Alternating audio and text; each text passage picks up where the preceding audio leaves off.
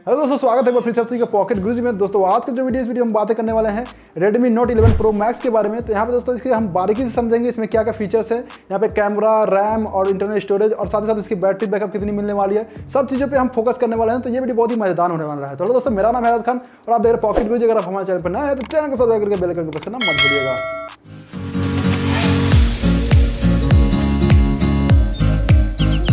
दोस्तों वीडियो खत्म होने के बाद मैं अपना भी ओपिनियन दूंगा कि आखिर ये फ़ोन आपको लेना चाहिए या नहीं लेना चाहिए। तो दोस्तों बढ़ते हैं हम वीडियो की तरफ। तो शुरू करते हैं हम इसके डिस्प्ले से। तो यहाँ पे आपको 6.6 इंच का डिस्प्ले मिलेगा जो एक सुपर एमोलेड डिस्प्ले होगा। और साथ ही साथ अगर हम बात करें दोस्तों तो इसमें आपको 120 हर्ट्ज का रिफ्रेश रेट मिलने वाला है जो आपके स्क्रीन एक्सपीरियंस को बहुत ही बेहतर बनाएगा।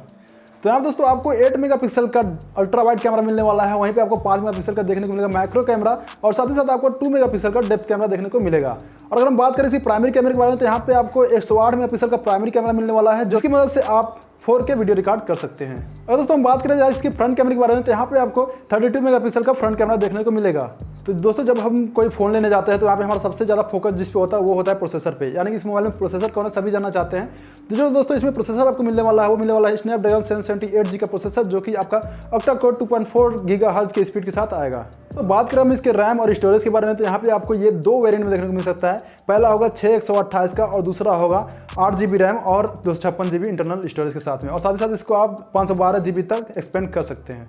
दोस्तों बात करें इसकी बैटरी परफॉर्मेंस के बारे में तो यहाँ पे आपको 5000 mAh की बैटरी देखने को मिल सकती है। और साथ ही साथ अगर हम बात करें इसके चार्जर की तो यहाँ पे आपको 32 वाट का फास्ट चार्जिंग का सपोर्ट मिलेगा। दोस्तों ये एक 5G फोन होने वाला है। और इसकी प्राइसिंग की बात करें तो यहाँ पे प्राइसिंग अभी कंफर्म नहीं है, लेकिन मेरे ख्याल से मैं अपने ओपिनियन की बात करूँ तो यहाँ पे अगर ये फ़ोन आपको 20,000 के आसपास देखने को मिलता है तो इस प्राइस में ये एक बहुत ही अच्छा ऑप्शन आपके लिए हो सकता है। तो दोस्तों आपको क्या कहना है इस फोन के बारे में कमेंट बॉक्स में कमेंट करके जरूर बताइएगा। तो आशा करता हूँ कि आपको वीडियो पसंद आया होगा। अगर आपको वीडियो अच्छा लगा हो तो वीडियो को लाइक करके चैनल को सब्सक्राइब करना मत भूलिएगा। दोस्तों फिर मिलते हैं अगले वीडियो नए टॉपिक के साथ, तब तक के लिए गुड बाय, नमस्कार, अस्सलाम वालेकुम।